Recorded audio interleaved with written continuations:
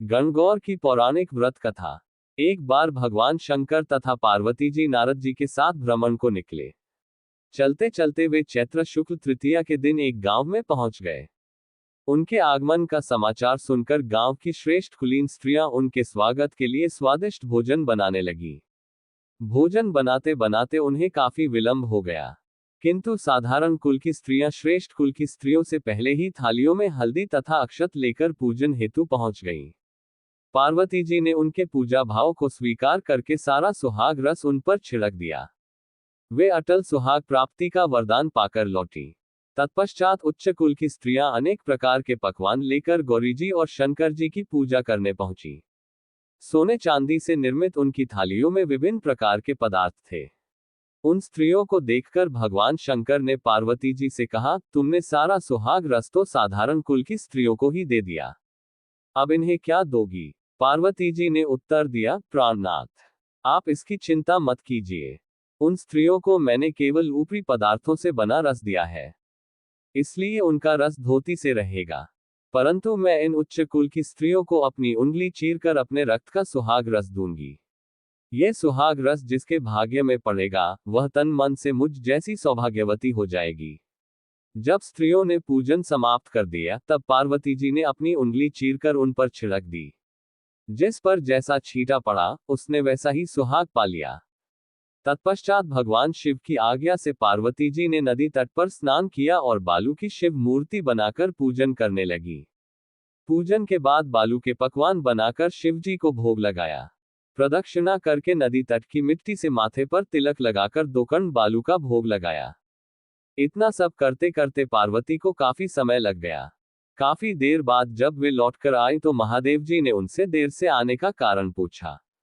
उत्तर में पार्वती जी ने झूठ ही कह दिया कि वहां मेरे भाई भावज आदि मायके वाले मिल गए थे, उन्हीं से बातें करने में देर हो गई। परंतु महादेव तो महादेव ही थे, वे कुछ और ही लीला रचना चाहते थे।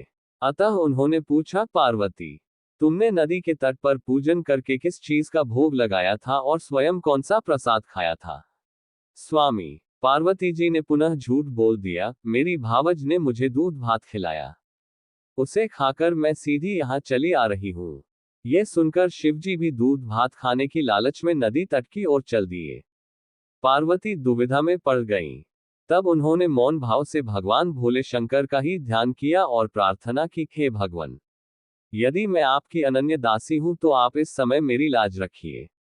ये प्रार्थना करती हुई पार्वती जी भगवान शिव के पीछे पीछे चलती रहीं। उन्हें दूर नदी के तट पर माया का महल दिखाई दिया। उस महल के भीतर पहुंचकर वे देखती हैं कि वहां शिवजी के साले तथा सलहज आदि सपरिवार उपस्थित हैं। उन्होंने गौरी तथा शंकर का भावभीना स्वागत किया। वे 2 दिनों तक वहां रहे। तीसरे दिन पार्वती जी ने शिव से चलने के लिए कहा, पर शिवजी तैयार न हुए। वे अभी और रुकना चाहते थे। तब पार्वती जी रूठकर अकेली ही चल दी।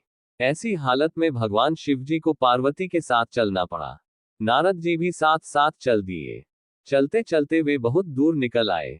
उस समय भगवान सूर्य अपने धाम पश्चिम को पधार रहे थे। अचानक भगवान शंकर पार्वती जी से बोले, मैं तुम्हारे मायके में अपनी माला भूल आया हूं।